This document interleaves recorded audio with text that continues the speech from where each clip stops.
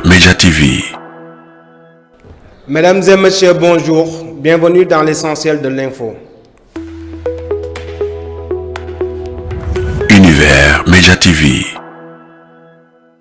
Démarrons l'actualité avec de la politique alors que le premier mandat du président Bassirou Diomaye Faye est en phase de consolidation. Une nouvelle plateforme voit le jour, le mouvement Diomaye 2029. Ce mouvement entend préparer le terrain pour la réélection du chef de l'État. Selon Moïse Kama, président du mouvement, il s'agit de bâtir un socle autour de la figure présidentielle pour les batailles politiques futures. Et puis, en justice, la chambre pénale de la Cour suprême se penche le 5 février 2026 sur le recours en cassation formé par le parquet général du pôle judiciaire financier. L'affaire concerne Serigne Omar Mbaye, interpellé puis placé sous mandat de dépôt dans l'affaire Madiambal Diagne.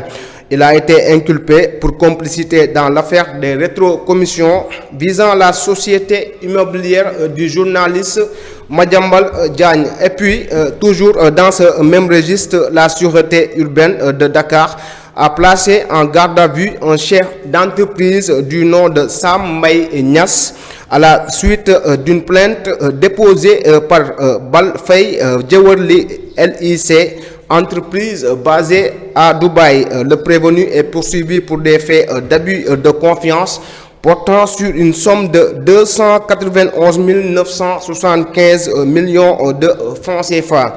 Interrogé, Sam Mbaye Niass a reconnu les faits. Toutefois, les plaignants réclament le versement immédiat du solde dû, à défaut la quantité restante. Terminons l'actualité avec ce fait. Le club des avocats du Maroc annonce ce lundi son intention d'engager des poursuites judiciaires et disciplinaires auprès de la Confédération africaine de football contre Abdoulaye Fall, président de la Fédération sénégalaise de football. Les avocats marocains accuse le président de la SFF d'avoir franchi le seuil de la critique sportive, de manipuler la CAF et d'exercer une influence occulte sur le football continental.